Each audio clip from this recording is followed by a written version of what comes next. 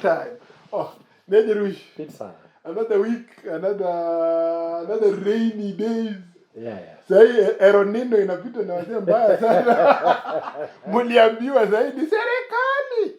Lakini ni sawa tu. Exactly. But pia Chris inaonesha former governors vile wamekula mado because like a place like Mombasa inaonesha na tu ni drainage. Si eronino.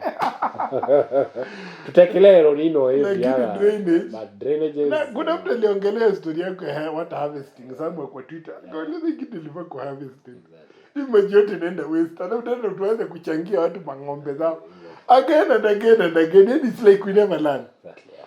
And nashukuru the week has been tough on my side. Nimepigwa ni miti.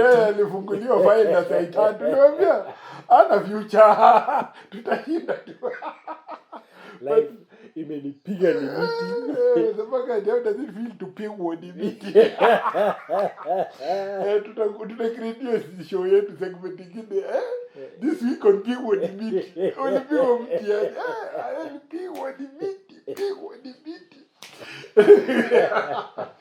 We like to have fun anyway. Sometimes unachekelea shida zako. Exactly. Let's not go and be miserable and sad. I'll quote Trevor Noah, comedian. Alikuwa anasema place fulani. Sometimes it sounds good. Mkiwa wase wengi mko na shida. Kwa nyumba moja. Like poverty becomes sweet. And like ukiwa solo. Sasa ukiwa solo unajua tu wewe una life ina pigwa ni miti na life. But Trevor now talks about ukiwa. Mimi ile wiki nyingine ndio niliwa pigwa ni miti wewe. It is what it is. Mimi nimekuwa sawa hata mimi nimepigwa ni miti nimekula hata si pigwa ni miti because things have not changed but kuna vitu zimenikula kichwa mtu yangu. Sikiweke hivi kichwa kando. Relax na mtendo kurudi uchukue. It was helmet. Kwa helmet. Kichenge kwa helmet ngoro doa tunarudi. Jana nilisema hata sitaki kufikiria na tu kukata hivi. Kama naangalia ukuta naangalia. But then ndio shida I hope you all doing good. My heart goes out to all of the affected in the floods. Gavana to mess but it's not right to okay victimize for messes na watu wengine. I hope you're okay. I hope you're fine. I hope you're safe. I hope you're healthy. Jipia maji kikuja na bilhazi ya nini. But I hope you're okay. Mimi najua tu uko sawa. Mimi hope watu wako uko sawa. This week in this main show tuna here kama in case you are a new viewer hapa we talk issues. We talk issues from a different perspective. Ukingoja tupige hesabu ya Wajaluo na Wakikuyu na Wakale enda huko kwa hizo channel zingine huko muende usikize Inoro muende usikize mimi siko hapa maana enda usikize Mbulembe mimi tuko hapo. Here we talk issues, we try to go behind what is behind the news, not the news itself. You can get the news itself utachoka. There's always something. Oh, sijui nani alifanya nini, oh sijui nani alienda wapi, sijui nani sijui alienda. But there's always something we need to learn. There's always something we need to change. Yes. And this week nili encounter somewhere pali Omtata alikuwa anaongea the famous Omtata. Anakuwa senator for Busia County. Yeah. And I liked the way aliongea and he brought up a few points that I think you have to discuss this week. Sina intellectual property ya hiyo whatever you're saying so siwezi share hapa.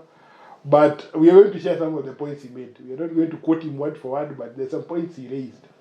Like the first point that he raised was the issue of actually consult my notes. Today Chris ndio akona kitabu. Yeye anaandika kwa smartphone. Because hata si point. Sasa kabla tuingie kwa point yake alisema mimi nataka kuangalia issue ya activism in Kenya. Unajua activism ni kama pastor anasema ni kama gospel ni kama hizi vitu zingine ukiitwa umeitwa hata it's a calling. Sisi naona pia ni kazi tunaanza kuitwa pole pole. Tushaitwa. Unaona? Juu mtu kaa Boniface Mwangi might as well just leave Kenya na ende, lakini anajaribu kunyamaza, anajaribu kulenga, inamchoma tu anatokea. Akina Njoya walitandikwa, akina nani, we can look at all the past. Even Raila himself. Raila mwenyewe alichapwa, kina Shikuku. But still to date, Raila is still huko tu na hata huyu msemo mwingine aitwa nani, hata kuna watu wale who came to turn into monsters. Akina Kiraitu. They were fighting. Akina ule jamaa mwingine ule Koigi wa Mwere. They were here fighting. Koigi suffered. Even if he came later na karibu mambo ile. Nakumbuka ile story ya the freedom fighter. Yes, ule Lemayani. Unaona? Eventually some of them walichoma, but after all that struggle but another sema when they did the work. Me si mtu ule nasema now that umemess nafuta your entire history. Exactly. Kuna hata kina Kibaki themselves walikuwa hapo kibonga. Na walichoma pia Kibaki alichoma kuna time ali-betray opposition.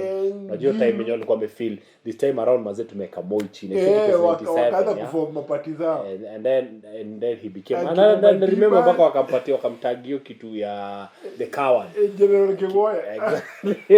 General the coward. Unasikia? Ukiangalia hata siingi hata kuna watu wengi DP nani wamekuwa hapa ina ndarao hata kina Ngilo hata Matakarua hasa were very strong people. I thought they just politicians. Alafu kulikuwa na wase wengine huko chini hata kina Wavinyandeti were just activists kabla kuwa politicians. They were just activists hata hapo. They were not even in politics. They were not even in politics. Activists trying to shape the country. Jamhuri alichapagwa na Lucy Kofi alikuwa ito nani? Nakumbuka. Hata pia he stayed true. Kwanza yeye in fact alianguka politics. You stayed true to his activism. Imeshika. Unaona? There's some people who really stood strong in the history ya Kenya na. Honestly tunawapatia. Na feel na ukiongeza kina Omtata, tuongeza kina Boniface Mwangi wa recently, unaona? Watu juzi, unaona? In fact, hata tuongeze mpaka kina ule bullfighter anaitwa nani? Boni Halwale kuna time unakumbuka kuna walifight. He fought. Walifight inaitwa nini? Corruption Grand Coalition. They fought. Boni fought. Nakumbuka Babylon Kimunya must go. Yes. I remember Babylon ilikuja ikapita nao kabisa ikamaliza. Babylon ilikuja ikamaliza chukua watu wote. The likes of KJ they were right. Because in fact KJ were taking a lot of risks. Siku za Moi. Na hiyo satire yao ilikuwa ni political. Enyewe walikuwa natufunza. Ukiona vile wanaenjoy anaitwa nani? Kamodho. Lakini ukweli kuna commentary. Moi amerudi na vitabu vyetu za raba. There was something. Walikuwa wanaonyesha story ya how psychophancy vile Muhando. They were good people. Sai Babylon imewachukua wote. The likes of Muhammad Ali documentary Kenya mzima inakimbia home kuona kitu Muhammad Ali amefanya. Mpaka unamsikia akiongea sasa hivi akanashindwa man. What happened? Enyewe pesa is the devil man. Unajua love for money so that we clear. Love for money is the devil. Pesa sio shida. Pesa tukitoa hapa sawa au ukiona sawa hakuna difference. But the love for money man enyewe is where we draw the line. Enyewe ndi kuna vile inakubeba. But when they were there kabla waingie Babylon na waingie tukitumia Christianism wakakuwa Chaldeans history ya Daniel ukikumbuka walikuwa sasa kibao hivi wakabaki wangapi? 4 Shadrach, Meshach, Abednego na Daniel. Yes. Na walikuwa 1000. Sasa hao ndio kina Mohamed Ali walimezwa huko ndani. Kabaki only ukiwa Omtata. Boniface Mwangi hata Boniface sahii still anachoma. Lakini ukweli bado anaongea. He's talking but ameanza kufika mahali pia ana lose. Because okay, you know power needs to be checked. This is what I've come to learn with life. Okay, no matter who becomes the president in Kenya or anywhere, no matter who becomes the governor of a county, no matter who becomes the woman, power needs to be checked.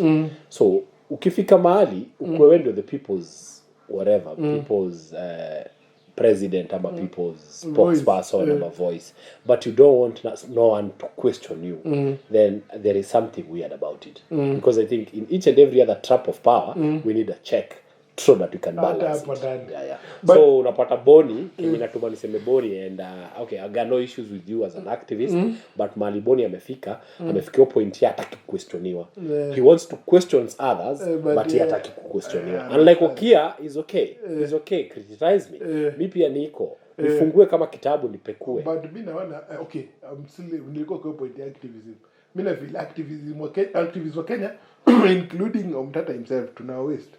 We are wasting. Juu anaongea lakini Boni amepigana miaka ngapi? Mpaka kajaribu kuwa MP mkamtarehe. Unaona? Yaani ile ndio najua ni kuitwa, and it's a very bad, it's a good and a stroke bad. It's a curse. It's a blessing and a curse. Juu hawezi nyamaza hata ukitaka hata utoke Kenya uende itakurudisha tu akina koingi walienda wakiendanga. Walikuwa wameenda Norway. And that particular time msiangeenda Norway mazema ilikuwa so soft. Lakini bado tu inakuwasha. They were Jakoyas. Hawezi anaitwa nani? Miguna. Miguna nani? In fact Kenya imlipi honestly hizi vitu zinafanya. Tangu vuto kazi na Raila ile story akiwa prime minister. Miguna amekuwa na job kweli. Inakuwasha. You cannot live in Canada. Nakona everything in Canada but wana feel apart. Ontario, you're not my place. Motherland inaniita hivi. Ukuje bakelele. I question his mentality, his mental health. But kama nataka kuongea because that is the essence of freedom.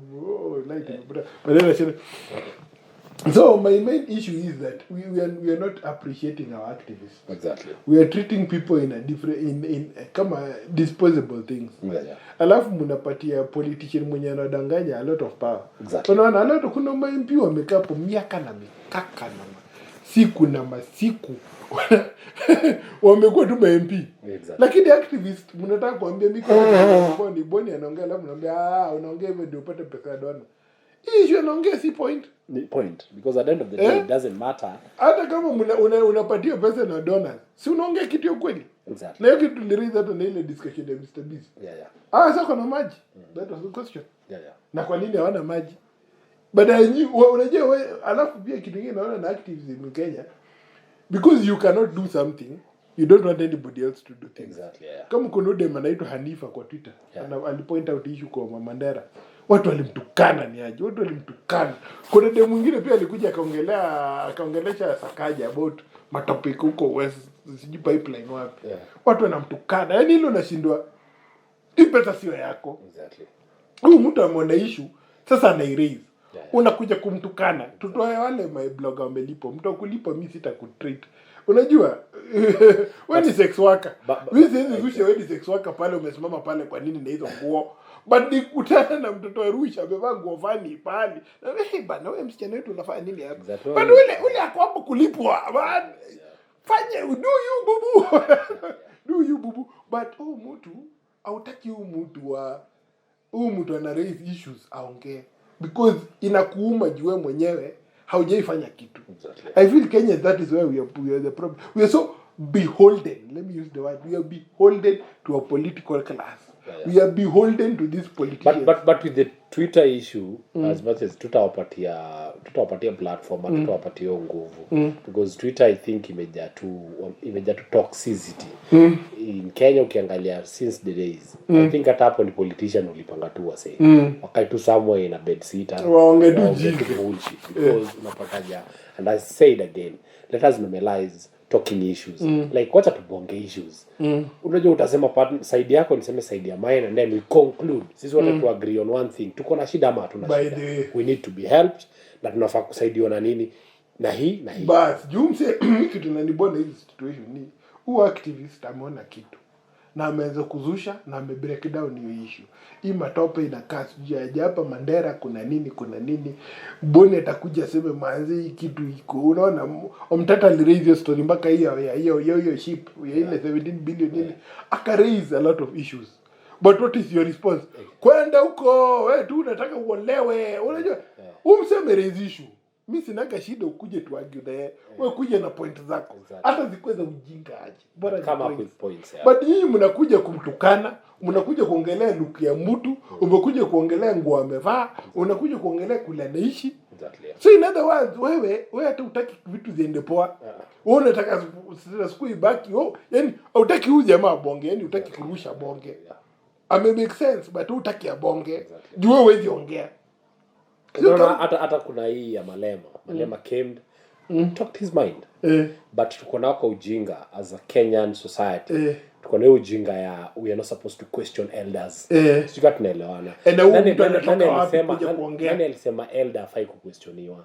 Who said the president is not supposed to be questioned? He's human like you. It's only that anasimama kwa hiyo seat ya president. But he can do anything wrong.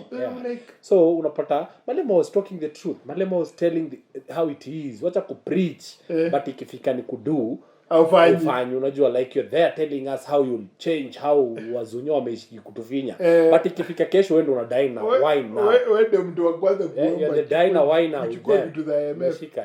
So let us just stop this double standard nonsense. Ikifika kwa issues, let us just talk issues in a good. No, msee akiraise kama Malema raise something. Yeah. If you feel Malema is wrong, kuja argue na Malema why is wrong. Yeah. Kama Ruto amefanya hizo vitu anasema preach na haja practice, tuoneshe. Because already Ruto did a wrong thing. Alichukua sides, alienda Israel, alienda the side of Israel. Okay, the fight is between Israel and Palestine. Tukiangalia history, there is somewhere kuna question marks. So we just don't wake up one morning to say to Israelis are okay, ama Palestinians are okay. And then if it's this Hamas you're talking about, okay, whereby na checking back in this country. Today ikisemekana kuna confirm in Nakuru. Every other young man kuna confirm fulani. And these people it's not like they need rocket science to shika the real culprit. It's systemic. Unashika, yeah, exactly. It's systemic. So unapata if the mentality of the president is the same, asha decide Palestinians ni wabaya, Israelites are the ones who are correct. Geopolitics. Sina nakwambia. Malema akikuja anajua opportunity ilikuwa inakaaje. Akiona opportunity iko Israel, he sees it and he says mimi niliishi lifestyle and I don't want to be like that. Jamaa anaona geopolitics, anajua the white people are here, ndapata do from the white people, so let me go where the white people are. Sasa yeye anakuja anacheza hiyo game. Ultimately that is the problem we have. Ndio nasikia unaambia why you not practicing what to preach, because when you practice na hiyo ngoja tunaenda ahead. Hiyo tutafika hapo. But hiyo itakuja. I want to bring that up. Why are we not practicing what we preach? Because practicing what we preach inaleta ngori. Ngoja. Nimekuja na notes leo, ngoja nipite. Give me a minute. So as Chris comes back, I think Chris I think tuna need kufanya makubwa. Unajua like we don't just need to sit down just to wait and fight for no good reason. Nafaa kwa tunaangalia vitu vile zinaenda. We should be looking at things in a wider meaningful perspective, because activists wakati anabonga, wakati ana raise issue akwangi mwenda wazimu. He understands, anajua what happened, what went wrong, why is it that way. Umeshika? So it's never a one-way traffic. It's always a two-way traffic, whereby tunafaa kuwa tunamsikiza pia. Tunajua tunaenda wapi, tunatoka wapi, tukienda wapi. Yes. So Chris is coming here mpaka na constitution. Leo mtajua mjui. Leo niko na notes. The constitution of Kenya 2010. Nimekuwa na hii tangu 2010. Literally I've had this thing tangu 2011. Nimekuwa na hiki tangu 2011. So it's 12 years old this booklet. Nilikuwa nazo kibao. Tunaenda kwa chapter 12. Exactly. Bas, yeah, it is. Chapter 12. Iko pia nitafute hiyo. Chapter 12 ni so Omtata aliraise kitu akasema there's something that he stressed. And you said it hapa many times. Sometimes you don't even need new laws. Are we respecting the laws that we have before we ask for more? Exactly. Tunasema bado sheria ifuatwe, sheria ile iko tunaifuata ama tuifuati? Hatuifuati. Most of the times we don't. Omtata talked a lot about chapter 12 of the Constitution. And chapter 12 of the Constitution speaks about public finance. Exactly. Public finance. Yeah. Na public finance is about essentially ukiangalia how money will be spent. Exactly. How money will come in, how money will go out. Unajua watu walisema hii constitution yetu is too detailed. Yeah. Nilikuwa nasema ati a state is only 19 amendments inaweza kwa full moja. But at the end of the day tuko na hizi vitu zote za budget itakuwa nini? Exactly. How do we share the national cake? Exactly. How do we hizi vitu zote ziko kwa hii paper na ilipitishwa. It is the supreme law of the land.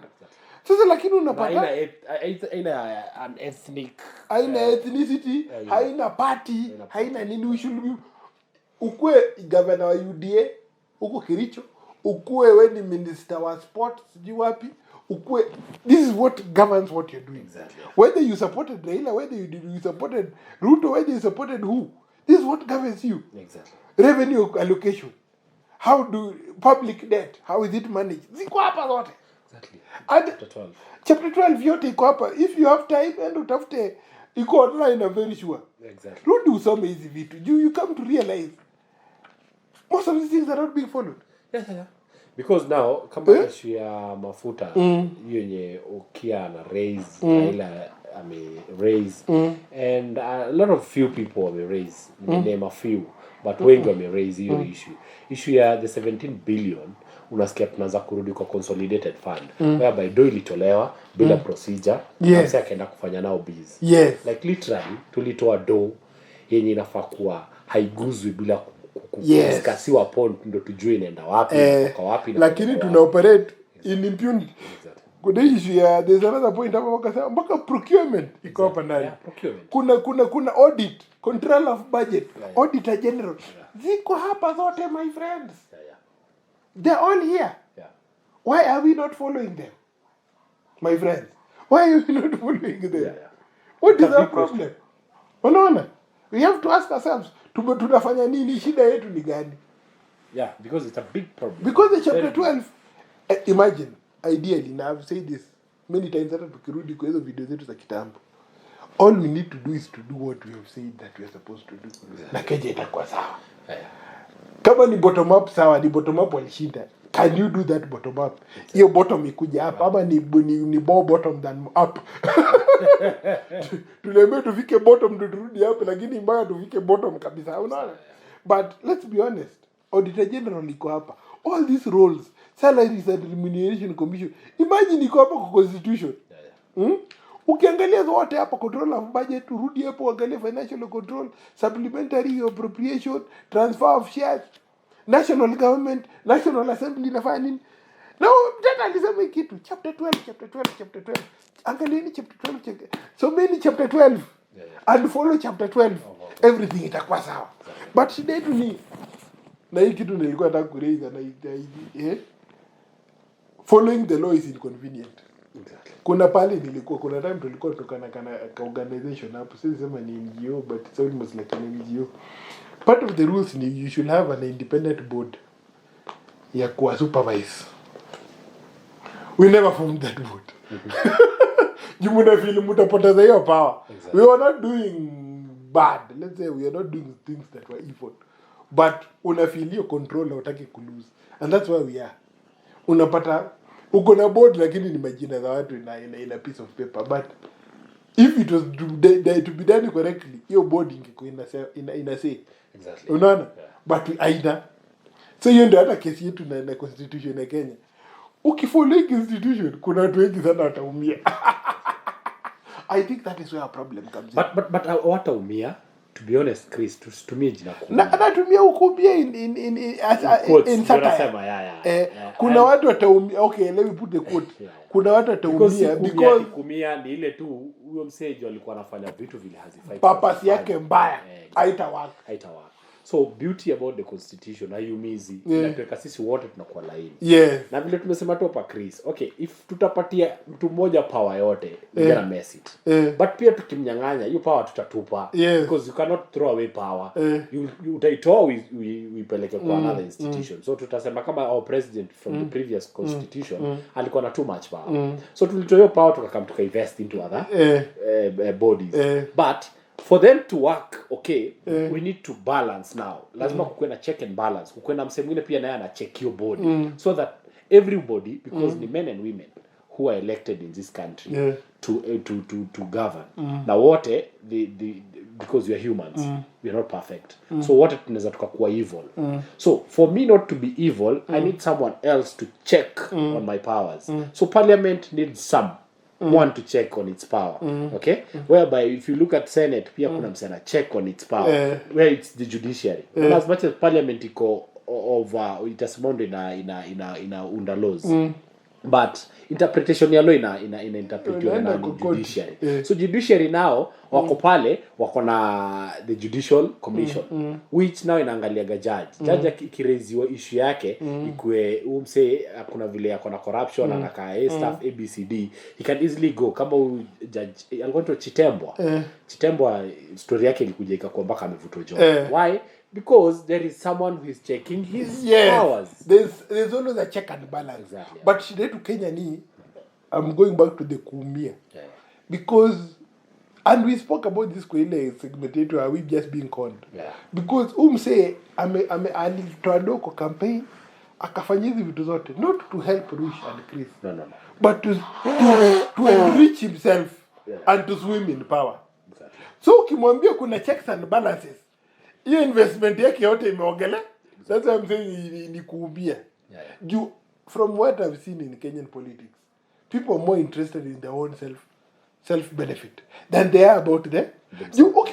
Honestly, a lot of these rules in this constitution, si ati zina target mtu ama si ati ni mbaya. Umwambia budget of the national and county government shall contain estimates of revenue and expenditure differentiating between recurrent and development expenditure. It's a very simple sentence. Okay, hii budget iandikwe lakini ikuwe na difference ya recurrent and development. Unaona? Because the most important thing is development. Current. And find what tunakulipa times 3 yet to develop. Because we need development. It's a very basic principle. A lot of these things are very basic. But because unajua wanasema common sense is not common. Sio hataki. That's my point hapa. Hiyo ni kitu imeniuma. Sio hataki. You can be for labor kama kuna ile story ya nani ile alisema. Nini Wanjigi. Mnapitisha budget alafu mnaenda mnafanya supplementary yenye imekaranga hizi zenye budget ilipitishwa. Lakini sisi watu wanaangaliaga the main budget, waangalie supplementary vitu zimebadilika. Exactly. Because hamuna interest in following the budget. Hamuna interest in doing the right thing. Exactly. At the end of the day, it's all about self-aggrandizement. Kukule gava mpaka iishe. Kama vile Omtata alisema watu wanatoa pesa kwa consolidated fund, wanaenda wanaweka kwa personal account. And hiyo tayari shavunja the supreme law of the land. Exactly. Lakini hamutaki. Mkifollow the supreme law of the land, hamutakula. Hakuna kuiba. In short, hakuna kukula utakula but hautaiba. You will eat what is rightfully yours. Because kila mtu anapatiwa security of tenure. Sasa in politics kila mtu anapatiwa. Tukienda kwa majudges kila mtu anapatiwa. But shida inakuwa tu ni moja. The moment tunaanza kuruka constitution, sasa tunataka kuondoa hiyo security of tenure. Na kama utaondoa whereby judge anavutwa kazi, wewe kama politician pia tunafaa kukuvuta kazi na unafaa kuserve sentence. Because at the end of the day umevunja sheria. And this is where the police now comes in. Law and order. Sawa. So mtu amevunja sheria. Kutoa pesa kwa consolidated fund, akakuja akaiweka kwa mfuko yake bila kufollow. Kwanza umeraise point moja, acha tu tuende tu kwa segue sahihi. Hiyo story ya 17 billion hiyo mafuta and all that. Na tunaunganisha mpaka na historia ya Uhuru aliharibu country. Unaona? Mimi beef yangu ni, as we talk about the same thing in the constitution, beef yangu ni, we need somebody to be an arbiter of the truth. Let me use English ya Kijaluo. Arbiter of the truth. Makuwa na mseana, ana determine hii ndio kweli, hii ndio right, hii ndio wrong, hii ndio the way, hii ndio path, hii ndio up, hii ndio down. You understand? Now that's what the courts do in Kenya. And that's what the police should do. That's what the parliament should do. Wanaita commission of inquiry. Kuna nini mpaka hizi independent auditor general ukumbuke kisema pesa yake imekulwa Anasema analipo mshahara mara tatu na aonage hiyo pesa nyingine.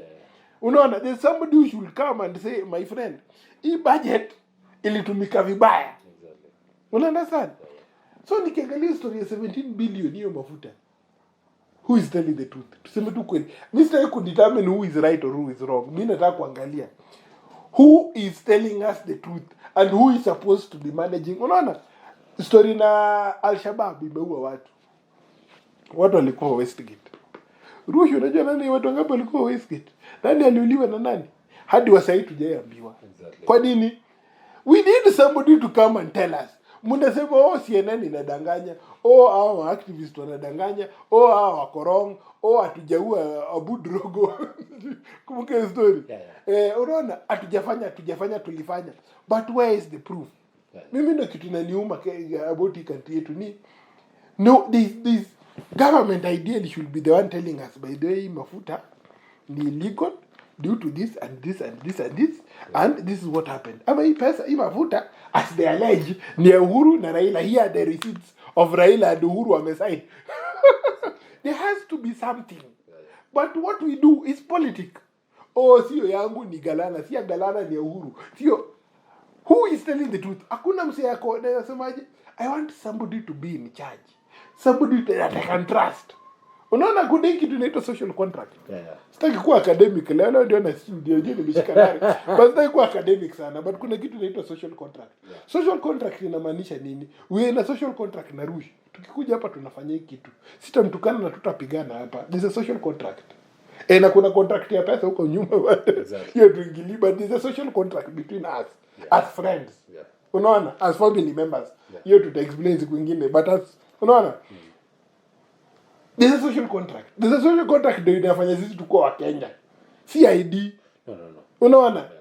There's a reason why mtu Olunga atatoka huko Katara kuja chezea Harambee Stars. Anaweza sema mimi sikuji.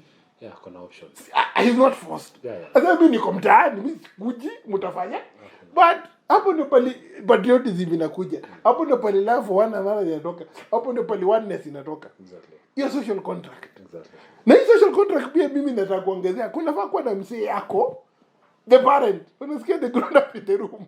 Akuja aseme, by the way, ni hivi. Ideally it should be the police. Ideally it should be judiciary. Ideally hata inafaa kuwa the parliament.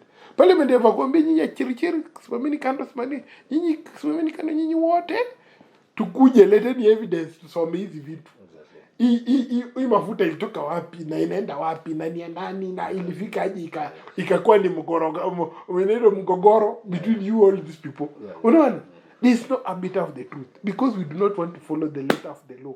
Because kama ni the law inafaa kwa unaona countries that work. Let me use the example. Mimi sitaki kusema wazungu, but other countries where things actually work. Kitu kama hii ingekuwa news. Tulishuka Rush na hii mafuta si ndio anakuwa arraigned in court kesho. Huyu mzee alikuwa ana traffic cocaine kilo ngapi, alikuwa na ndege, alitoka hapa akafanya, unaona?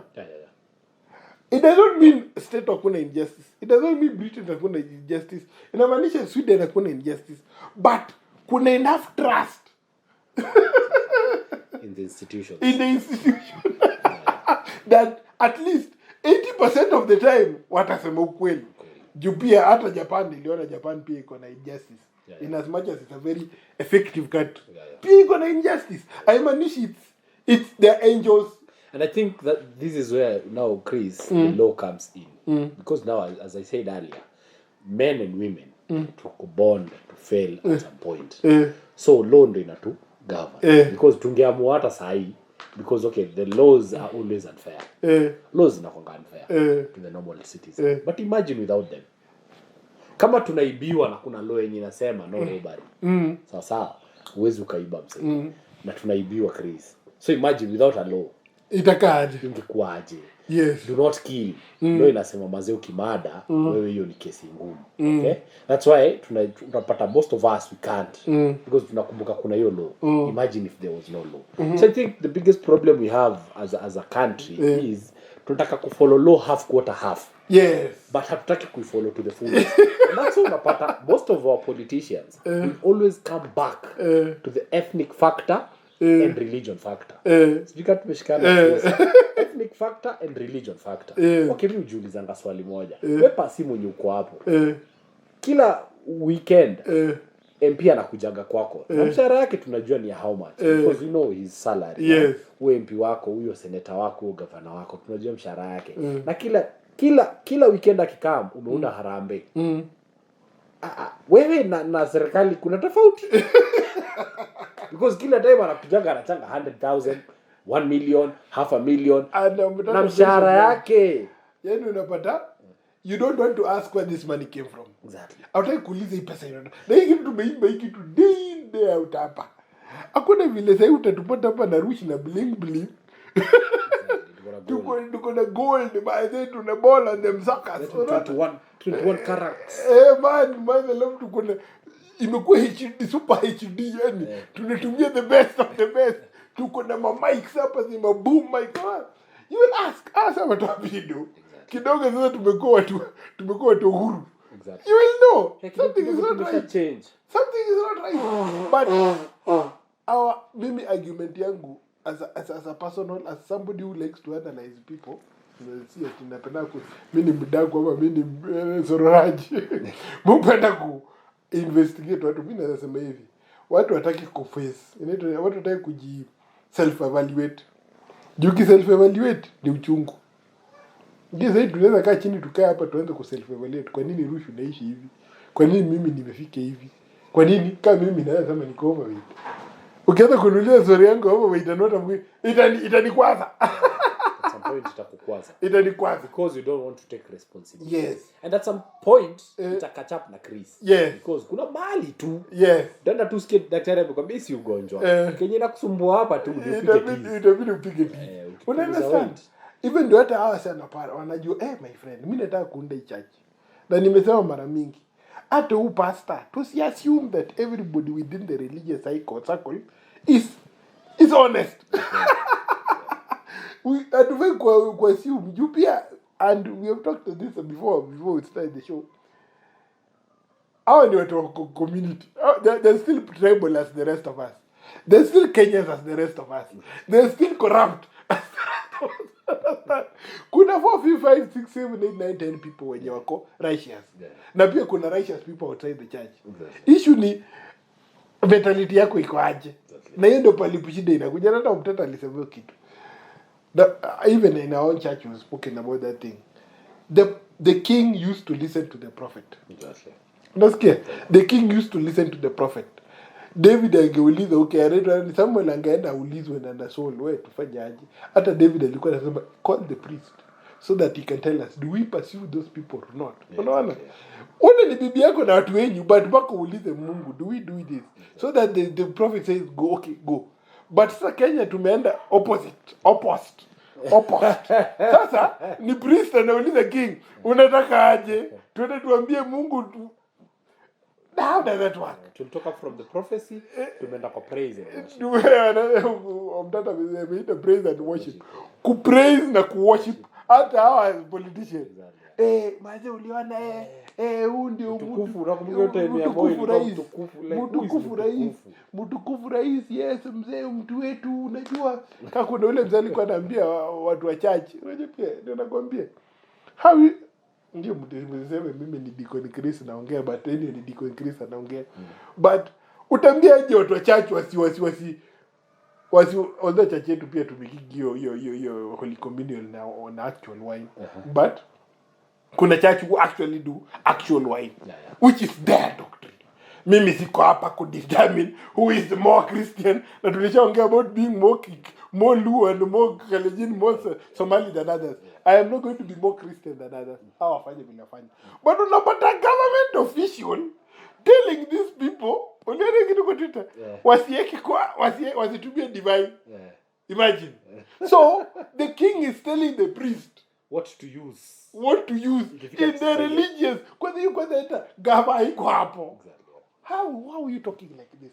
Ndio sasa mimi nakujaga hizo ndio vitu zinaanza kuniudhi because Okay, Omtata alisema kitu. You are a praise and worship church. You're not a prophetic church. The prophet used to call the king out. Amwambia, man, the king is naked. Yeah. We, uliimba bibi ya mtu bwana David. Ulienda ukimwona akioga ukaenda ukamake sure mzee akadedi. That is the condemnation. Exactly.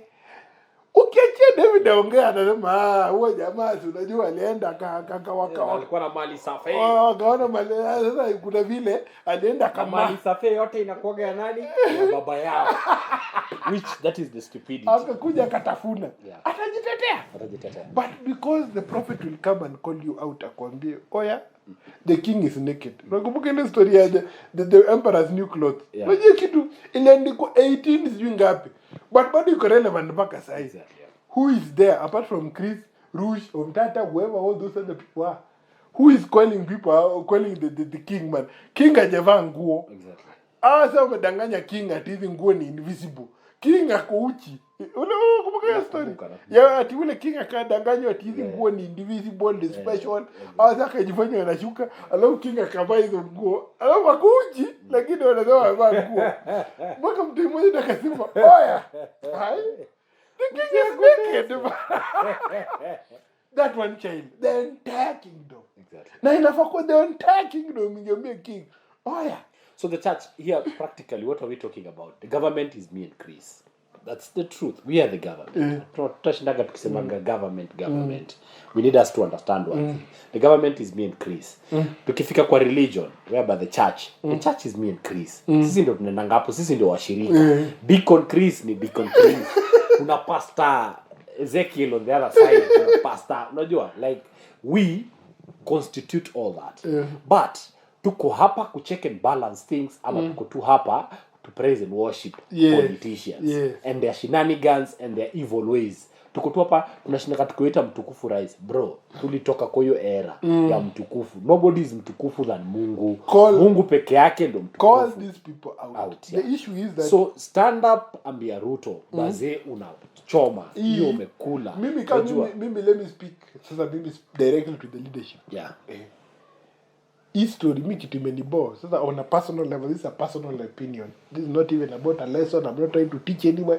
It's just me speaking as a person, as Chris.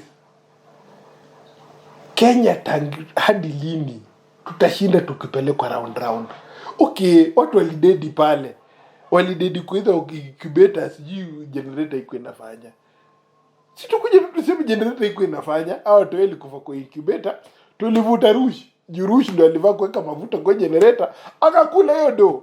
Na amesindu ule DCI Subaru ya Mambaru imekaa na imejaa, imechukulia it's the law.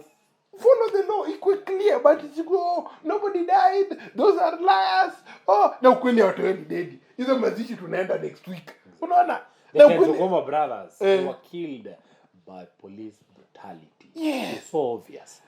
The twin brothers were killed. Yes. Someone was responsible. Yes. Let us follow that to the letter. Whereby law zetu ziko poa sana, zinatupeleka fiti sana. We can only just put a hand ile ya kusukuma sasa. Yes. We don't want anyone to cheza hapo kando. Yes. That is what Chris is trying to say. Na mimi nikiongeza zaidi na jaribu kusema hivi. We're not just looking at the small problems na crimes. Tuongelee mpaka big crimes. 17 billion za mafuta zimefuatwa, zimeonekana, zimetolewa consolidated fund. Who is supposed to be arrested? Who is supposed to be resigning? Who is supposed to be going to committee? How is our 17 billion going to be recaptured back? Unajua? Yes, because side tunaletea ni Raila na Ruto, ni Raila na Uhuru wameleta. Exactly. Raila na Uhuru waseme ni akina Ruto. So sasa tutachezea hiyo game. Exactly. Tumetewe hapa some lady hapa pia hatujui. We are not so sure. We are not so sure kama kotini kesi inaendelea, but hatujui pia yeye tumekelewa hapa. Akai hiyo pesa. Kuna a lot of questions. There's a lot of funny things. Because sitasema akai pesa, but kuna a lot of questions. Mimi nasema akai hiyo do. No, kuna a lot of questions. Yaani ile mtu alikuwa anauliza na I believe that I'm not judging her. I'm just saying. Okay, a consignment of that amount of money should have a very good structure. It's 17 billion shillings, my friend. 17 billion in pesa, man. Why is this thing not clearly done? Unajua ile ama pia sasa tumekuwa tu cowboy country ile hata 1 billion hata 100 million my friend, kunafaa kuwa na files of documents and invoices and mimi nimefanya kazi kwa NGO, nimefanya kazi kwa ofisi ndio utoe handouts kwa NGO Red Cross, nilifanya kazi za Red Cross hivi ndio Red Cross ikupatia handouts. It's a full file hivi. Lazima mpaka kuna watu mpaka wanasema unapiga mpaka picha geolocation kule huko ukichukua hizo do nini yani signature ni ngapi, unataka kusema ati hatujui hii mafuta ni ya nani, hii mafuta ni ya Ganana, hii mafuta sijui ni ya nani, hii mafuta ni ule mother. But okay, there should be enough paperwork inafaa kutoshana hivi my friend. Yani ile kutoka huko kule ilitoka kule inaenda nani alikuwa anaenda kununua juzi leta 17 billion worth of oil au juu kule unapeleka lazima iko na market. Unajua that's what the point we're trying to make. A lot of this mimi nimechoka na Kenya things being wishy-washy 50-50 will do mesema we are picking and choosing which laws to follow and which laws rush sai toka hapa ushike mtoi ubrep hapa nje my friend hata utafika police station you will die definitely you will die utake tu hapa nje upige tu mtu mama fulani msobani anatembea hapo umchape tu kofi you will die mob justice utake tu hapa nje usnatch bike ya mtoi hapa nje you will die mob justice. Why are you picking and choosing what is bad? Exactly. Now this goes straight to you mpiga kura. Yes. Whereby inakuaje tukiona hizo makosa za hapa msee wa kuiba kuku huyo tuna deal naye hapo perpendicularly. Unajua msee wa kuiba gari tuko naye hapo bumper to bumper tuna mob justice hata tungojee apeleke kwa jaji. But when it comes to your cartel, who is your politician? Billions. Alafu bado tuna bring back kitu. Mimi sasa na bring the last issue bado kwa historia bila mtoto alisema chapter 12. Kama chapter 12 ilivunjwa anda Uhuru si uko pale simumshika hata sijuzi uliona akitembea. Simwende mumshike, mpeleke kotini, follow a procedure. Si ati Uhuru messed up the country. Okay, so he's free to go. And okay, so that he's free to go. No point out is CEO Uhuru messed the country. So you're telling that to us so that you can mess up the country because we're going to do nothing to you. So you got tunaelewana. Wewe mpaka uko nayo kiburia Uhuru did it. So who am I not to do? That's what they're trying to tell us literally. Because kama Uhuru did it, ama the Uhuru administration did it, then people are supposed to be accountable. Because na believe hivi, Uhuru was just the head of government, the president. But kama ni ministry, kuna thousands of people who exactly. Kama ni ministry, iko na as I say, thousands of signatures, thousands of minutes, thousands of pesa itokagi. Watu wanasema kama mtu kuna one thing I will say. And I want Kenyans to start saying, not people kama hiyo wa Gaza ati Palestinians died. Okay, how did they die? Waliangushiwa bomb. They were killed by Israeli bombs. Unaona? Hamas went out and killed Israelis. Don't say Israelis died. It's the same thing. Unaona? Hapa Kenya unasema money vanished. What do you mean vanished? Rush took the money and went. There's no value. There is someone in treasury mwenye anakaa chini anafinya hiyo button whereby hiyo button ni signature. Nimesign kwamba 17 billion zitoke. Who did that signature? Who signed that money? Okay? Where did that money come? Pesa itokagi tu. And that's when tunakumbuka story tunakumbuka ile story tulikuwa tukiona SGR tulioshwa. Okay? Tulipigwa ni miti 700 billion Kenya shillings. Point is there is someone somewhere who is accountable about all this. Hii pesa inaenda kwa account ya nani? Who took money out of that account? All of these things are quite honestly say Rush. Tuanze kuanza kukupitisha hapa vitu za magendo my friend. Haitafika usiku. Any hawezi lala, haitakaa 24 hours. Tutashikwa very fast. Exactly. Sasa hadi sijui tunauza cocaine hapa tunauzia watoto hapa. Haitakaa month tutakujiwa. Not unless again Chris, not unless because kuna hizo zenye haziendi as I was talking about confirm the confirm gun in Nakuru. This thing has been here. The Mungikis of this country. Unajua the sijui the Chingororos and the Zunguzungus in Kisii. Awase wako wanajulikana ni akina nani, we know there. Unajua the head and the tail unajua head inaanzia hapa, tail inaishia hapa. But kuna msetu ameamua I'll never touch the head, na ishiki tu kutouch the belly. Sawa. Belly ndio ndakuwa nikisumbua naga nayo. For example, kaya story ya Mungiki.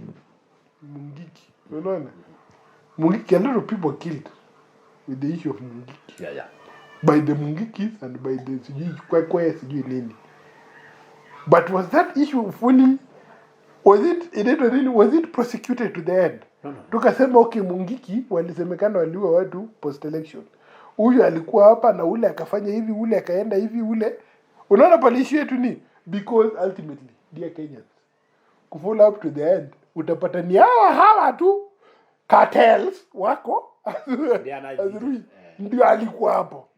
I'm trying to think, if you prosecute the Uhuru government, 80% of watu wako kwa gava sahi watashikwa. Even in opposition. Hata in opposition. 80% kwa hii gava, 80% kwa opposition.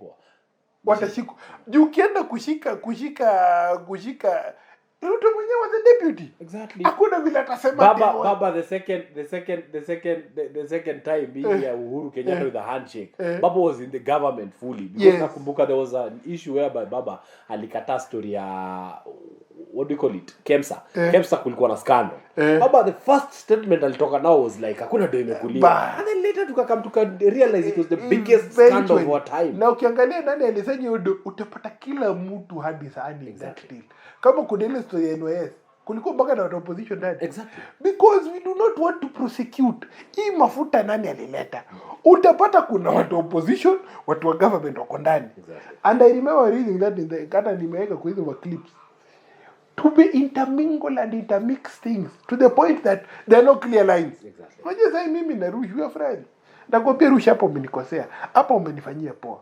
But sasa Kenya imefika mimi nilikuibia, wewe ukanichapa. Yaani ile wakati mtu akikuja kutuuliza shida ni gani? Tunaweza ongea for 3 days. Exactly. Yeah.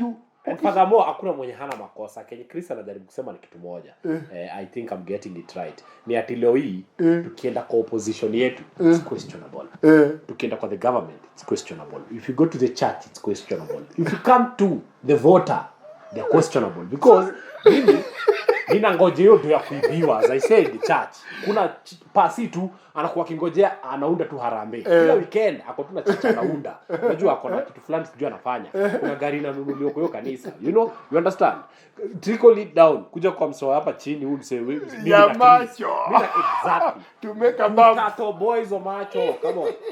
Ziache kuona ndio zisipoza macho. You understand? So this thing Chris, as much as tutabonga pale juu, toughened.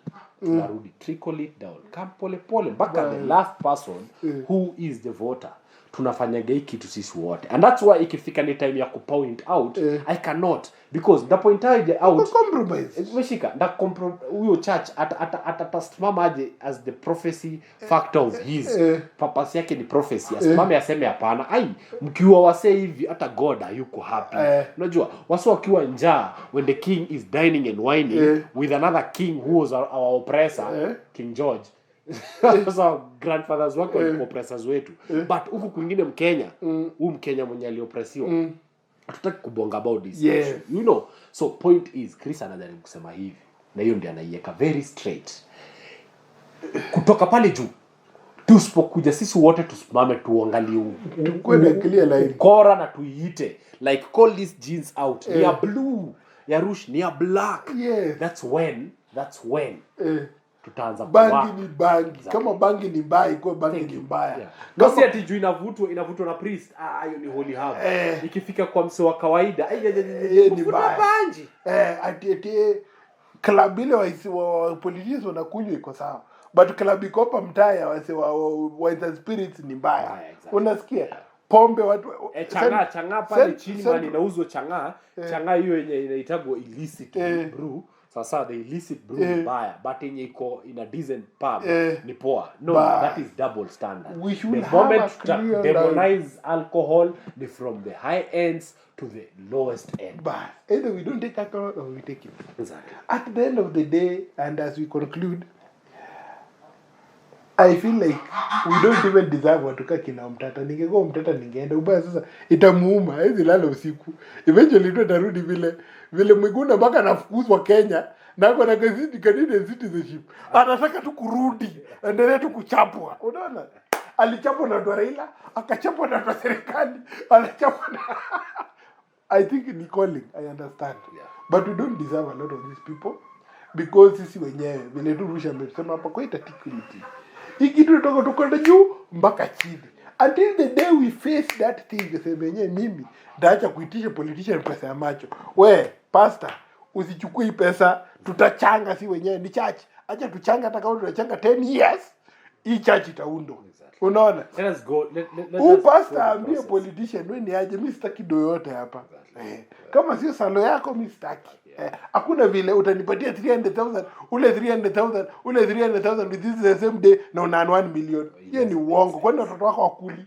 Exactly. Una black tax. Call everything out, man. To call everything out. 17 billion. Kuna invoices. Kwani alikuwa anakuja kuuzia nani? Kuna watu wanaenda kureceive hiyo kitu. Mafuta si kitu hizi. Sisi viatu si nguo za Rusha hapa zenye eventually you must know where you're taking it. Exactly. 17 million si pesa ya kuwekelea support pesa. Ati ya Vieta. Ndio Vieta ati unaona ndege. Si Vieta umewekelea. The invoices of people you're going to sell it to. The invoices from the kwani hiyo mafuta ilitoka from heaven. Si kuna pale ilitoka. Who bought it? Someone. Who? Uitishagi mzigo. Hata wewe Rush mwenyewe uitishagi stock. Kuna vile ilipo. Okay, like I was talking about these banks zilizopatia. Doya SGR ilitoka Exim Bank, China. So kama sisi tunatoa yetu treasury, kuna mali zinapatania. We need that consolidated fund whereby this is the account number for the consolidated fund. Purely sawa imetoka kwa law. So ikianguka tu hapa Chris, tunajua tu vizuri tunaenda hivi. Tukirudi hivi tunarudi hivi. You know, and we can't just be thinking unajua awkwardly alafu tuna expect things just will be okay. Lazima tukue wase wajanja, lazima tukue wase wana make sense. Okay, so without that tutaishiki kupiga goni miti. Na tuna blame wa politician, but kuoza ya samaki imeanzia kwa kichwa, which is the voter.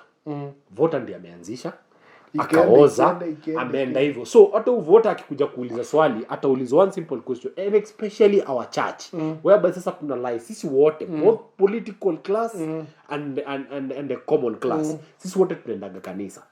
Sisi wote tunajiita wa Kristo. Sisi wote tunajiita wa Islam. Sisi wote tunajiita wa Hindus, Sisi wote tunajiita all those the social contact with them. So bottom line, sisi wote tunarudi kwa the same thing that is supposed to be our fundamental way of looking things in a better, brighter way. Bro, if we don't change this country, we are leaving it to the dogs. We are leaving it literally to the dogs. Tutafika 2050 ndugu yako. Tutafika. Kitu yenye inanipatiaga hopes ni kitu moja. The fights that were before us were even larger than this. By the way. Unajua, the time your dictator alikuwa hapa alikuwa anaitwa Moi. Unajua, those days were so rough. Vanishing, my friend. Na bado ukumbuki hata leo hii Chris, as much as hatujoy recover, as much as your 24 years Moi ali rule, bado Kenya as a republic haijoy recover. We are still hapo kwa hizo vuguvugu umeshika. Na still mali tumefika saa hii. If hatunge fight your battle, if our forefathers wange fight your battle, lenye saa hii tuna fight na wewe but in a different way. Sisi yetu sasa it's vocal, you're doing it on a podcast.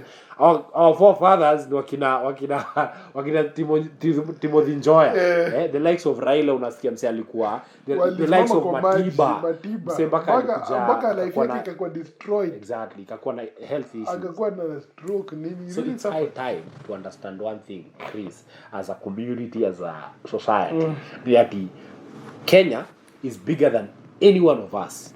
Now the only way is for this constitution is what will help the Kenyan society. Follow the law. Exactly. If follow the law, haina mtu wetu. The moment tunaondoa mtu wetu, tuanze kufuata hii kitabu inaitwa the Supreme Law of Kenya, which is our constitution, then definitely we're gonna win, all of us. Hakuna mse hata win. Wewe pasi utapata kondoo zako mzuri. Deacon Chris atakosa kujaji kazi. Sunday. Unajua Rush ata join your church because now the church is showing us the way. But the moment you take a constitution chini, even the church will be just another hopeless hope in this society. By the and so that's the show for this week, but tuanze kuangalia. Mimi nimechoka na historia. We never know what is happening. And ile sijui hizo bilioni sijui. Bana kuna invoices ndugu yangu. Mimi hata sasa hakuna. Sasa ukiniuliza nimelipa rubbish mara ngapi mwezi. Hata sasa takataka yako unatupaga wapi? Kuna receipt uko na. Hii nyumba unaishi. Exactly. Hii nyumba nalipa rent. Niko na receipt. Kuna receipt. Hata kama anipiagi receipt, mimi nalipaga na simu. Napata kwa hiyo message ya. Kuna M-Pesa, kuna bank deposit. Utaenda ufuate mpaka bank deposit zake. Exactly. Shule tunajua watu wakienda shule tunalipanga do kwa bank. So you have all that. But if the government nikienda kuchukua stock hata kama sitalipa do najua nilitoka na cash fulani na kuna do ilikuwa kwa M-Pesa, kuna do ilitoka kwa account nimelipa yote this month. Na hizi goods are what you can always trace money. Exactly. You can always trace goods. What is so big with us just tracing money under this constitution? Hizo vitu zimewekwa very clear. A lot of these things pia ngoja in the last sentence. Standard practices. These are standard practices. Yeah. Hizi si ati constitution yetu inafanya vitu in Chinese. No. Ni vitu zinafanywa in standard practices. Exactly. Procurement, these are very standard. Hizi si vitu ati ni impossible. Exactly, yeah. Na ziliwekwa hapa watu wakijua. And that's what tunasema there is conflict of interest. Ama unajua conflict of interest itakuwa Chris ni MCA na yeye anataka kuchukua tender. That is conflict of interest. Yes. Because at the end of the day law yetu ina prohibit. So inabidi inasema hata wife yake afai kukua hapo. Lakini naenda naleta Rouge as a proxy. Exactly. So I'm trying to subvert following so that ndio vile nimesema sitaki kuumia. Exactly. Nataka juu niliekelea 600 million for a job that's going to give me 30 million for the entire 5 years.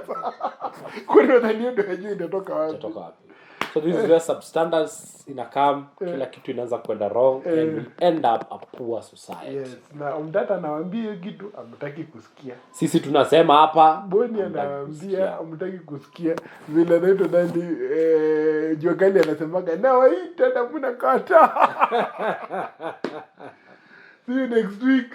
Follow us on all whatever social media platforms. And let's engage. Mimi hata mimi simaindi watu comment. Bora usitutukane na ukitutukana pia feel free. You tuta respond to nonsense. Hatuna your time.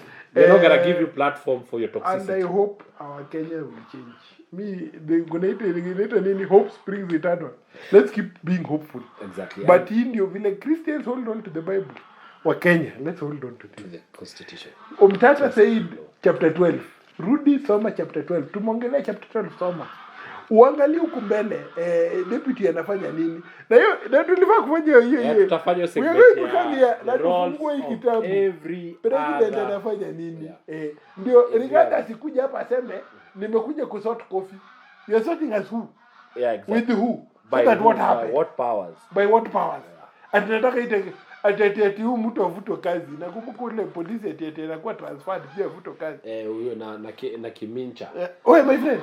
Hauko hapa, you are not in charge of this department. The minister of anafaa kuenda to tribunal, akuwe indicted, afanyiwe na on top of that anafaa kumreport kwa kuna commission aipoa. Unajua you know all that. But utakuwa ukiamkaga tu asubuhi and then unajipiga kifua because you are someone in the name of big people, bro. If you don't follow the law, itakuramba wewe mwenyewe unatamani peace. Na utanao upigwe ni biti kama Rusha hapa. Pigwe ni biti show. Thanks a lot. Next time.